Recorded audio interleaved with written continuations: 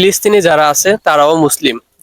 আর নবী করিম সাল্লাল্লাহু আলাইহি সাল্লাম বলছেন যে আল মুসলিম আখুল মুসলিম, মুসলমান মুসলমানের ভাই। আজকে আমাদের কয়েকজন ভাইকে পাইলাম, তাদেরকে আজকে একটা বিষয় আমরা জিজ্ঞাসা করব, দেখি তারা কি উত্তর দেয়। আসসালামু আলাইকুম রহমতুল্লাহ, ভালো আছেন সবাই?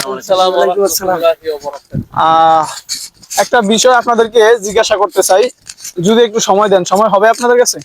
জি হবে, আলহামদুলিল্লাহ। বলেন। যে বর্তমানে যে ফিলিস্তিনে অনেক মুসলিম হত্যা করা হইতেছে, সেখানে অনেক নারী ও শিশু নির্যাতন সহ হত্যা সহ বিভিন্ন রকমই হইতেছে।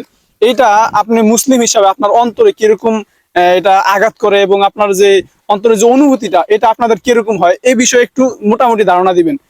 দর্শকও এটা শুনবে যে মুসলিম হিসাবে আমাদের অন্তরের ভিতরে কিরকম একটা আঘাত হানে। হ্যাঁ, প্রথম কথা হচ্ছে আমরা মুসলমান এবং ফিলিস্তিনি যারা আছে তারাও মুসলিম।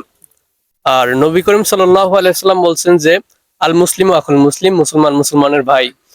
তো তারাও আমাদের ধর্মীয় হিসাবে তারা আমাদের ভাই। এখন যদি আমাদের এক ভাই বিপদে পড়ে বা ক্ষতিগ্রস্ত হয়, বা আমার এক ভাইকে যদি কেউ অন্যায়ভাবে মেরে ফেলে বা তাকে আঘাত করে, অবশ্যই সেটা আমাদের মনে লাগবে বা আমরা কষ্ট পাবো সেটার জন্য।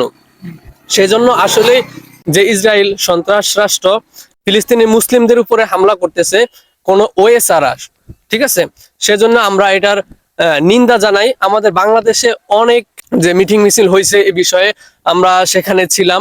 ইনশাল্লাহ আমরা আগামীতে ফিলিস্তিন একটি রাষ্ট্র হিসাবে ঘোষণা করব, এবং আমরা অলরেডি এইটা ঘোষণা দিয়ে দিয়েছিলাম ফিলিস্তিন রাষ্ট্র হিসাবে, এবং ইসরায়েলকে আমরা প্রতিহত করবো ইনশাল্লাহ।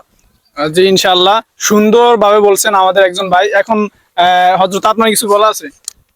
যেহেতু আমরা মুসলমান, আমাদের ভাইদেরকে মারা হইতেছে, এতে আমরা তো ভালো থাকতে পারি না।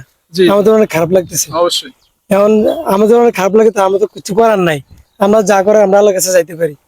যারা এই মুসলমান ভাইদেরকে মারতেছে, এই যে অত্যাচার করতেছে, আমরা আল্লাহর কাছে দোয়া চাই, এর আল্লাহ হেদায়েত দান করে ভালো পথে জ্বালা নিয়ে ফিরে আনে, মানুষের যেন অত্যাচার না করে। আমরা আল্লাহর কাছে দোয়া করি, এছাড়া আমি কিছু করার নেই। জি, আল্লাহর কাছে দোয়া আছে, এছাড়া আর কিছু জি করার নেই। ইনশাআল্লাহ। এখন আমাদের বিষয় হলো, যেহেতু আমরা হাত দিয়ে বা কোনো মাধ্যমে প্রতিহত করতে পারতেছি না, এজন্য আমরা দোয়ার মাধ্যমে করতে হবে। জি।